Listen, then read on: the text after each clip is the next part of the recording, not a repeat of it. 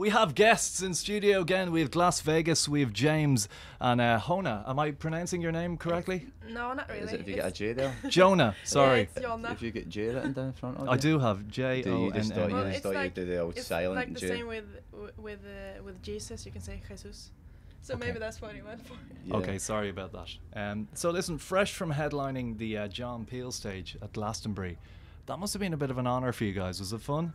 Did you say George Peel? John Peel. I thought you were having a nightmare. You're having I thought you were having a nightmare with names today.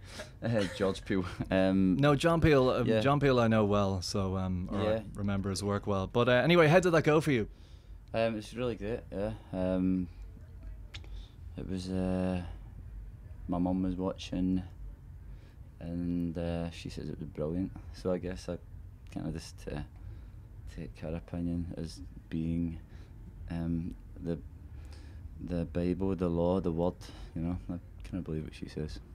But I Yeah. don't know if she's been biased or that because she's my mother. But I don't think about those things too often. I just take the compliment and run. You're better off just take compliments regardless who they're from. Well, especially if they're from your mother. Yeah. The second album, Euphoric Heartbreak, was it a difficult album to record? Because the debut album got such a huge amount of love and great reviews, Yeah. and they often talk about a difficult second album. Was that a difficult second album to make? It was a difficult first album to make, to be honest.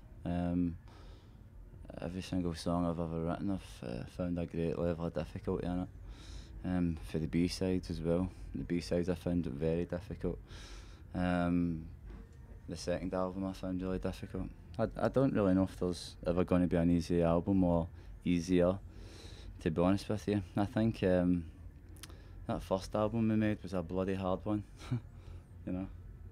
Well, it's some bands I've interviewed. They said that if they knew what an album would take out of them before they went in to record it, they may not have recorded it in the way that they did. Is that the case with the first album?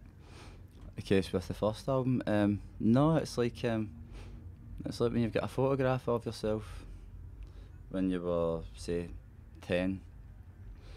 Maybe you were a bit skinnier, maybe you were a bit lanky kid, maybe you were a bit gumsy. Very lanky. But the thing is, when you see that lanky gumsy 10-year-old you maybe were,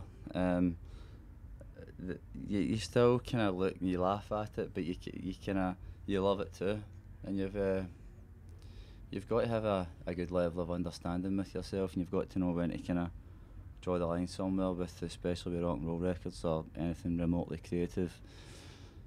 And to be honest with you, I heard the first record a few days ago for the first time in a while, and I was maybe it sounds really quite self-indulgent, but I was blown away, you know, by how good it was, and really proud.